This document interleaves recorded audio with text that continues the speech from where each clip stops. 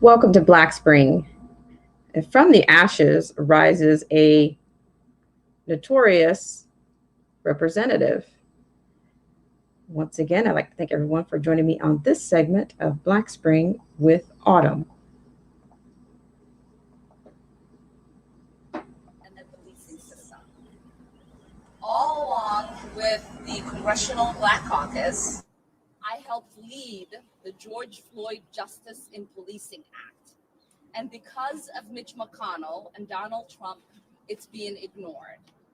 I guess the president would rather attack the people who are protesting than actually address the issues people are out here protesting for. And as my colleagues here will tell you, we are seeing the same here in Minnesota. Democrats in the State House have passed a bold package that meaningfully addresses police violence in our state, not only to be stonewalled by Republicans who would rather skip town than protect Black lives. But we can't stop at criminal justice reform or policing reform for that matter. We are not merely fighting to tear down the systems of oppression in the criminal justice system. We are fighting to tear down systems of oppression that exist in housing, in education, in healthcare, in employment, in the air we breathe.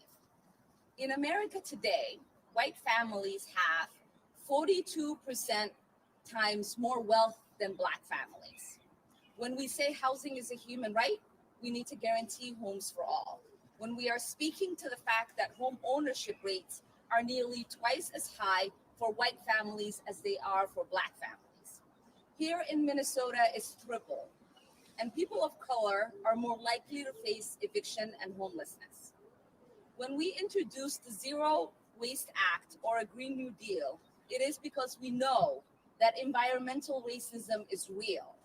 Whether it's living near incinerators in North Minneapolis, proximity to power plants and factories, higher exposure to emission from polluting, the disproportionate harm that disasters like Hurricane Katrina caused to Black communities, even access to basics like clean water, we are bearing the brunt of that environmental catastrophe.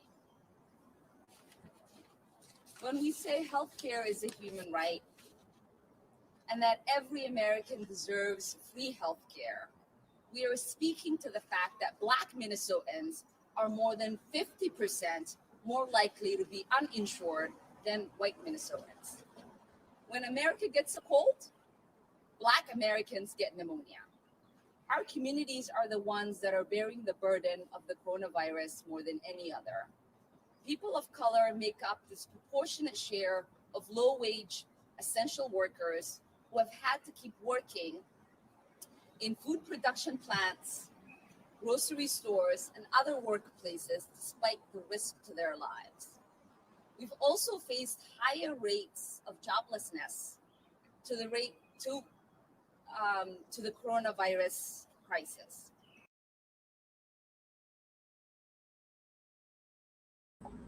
And once again, I'd like to thank you so much for joining me on this segment of Black Spring with Autumn. Well, ladies and gentlemen, imagine a House representative emerging from the ashes of Minnesota posthumous of George Floyd. And at this time,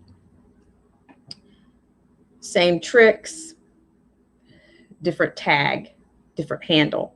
Now, she touts all of the things that are going on or things that are prohibiting America from being more just and eliminating disparities, citing that, oh, it's Donald Trump's fault. Oh, it's Mitch McConnell's fault, which is a typical all occasion straw man from the Democrats and the left radical.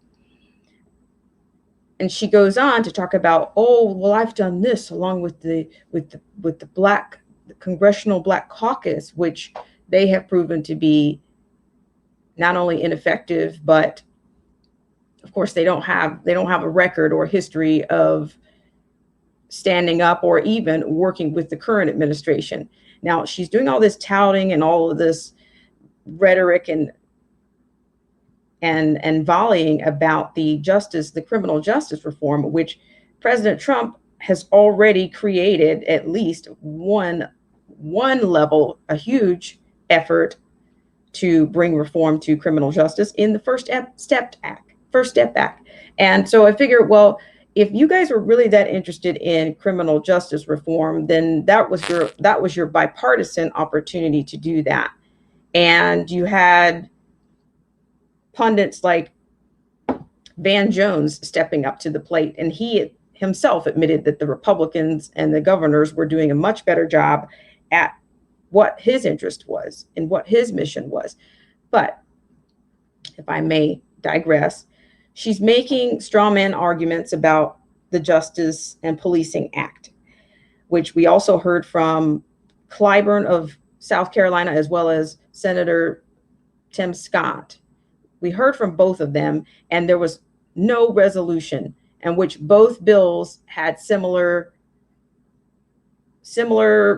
components, yet nothing gets done. Okay, so there again, that's her brunt of the hard work that they're doing. But then she continues to cite all these disparities about environmental racism. She even goes back to cite Hurricane Katrina and cites mortality rates and all of this because Black people are the biggest victims worldwide. But she's pro-abortion. I guess there's no mortality rate issue there on the left.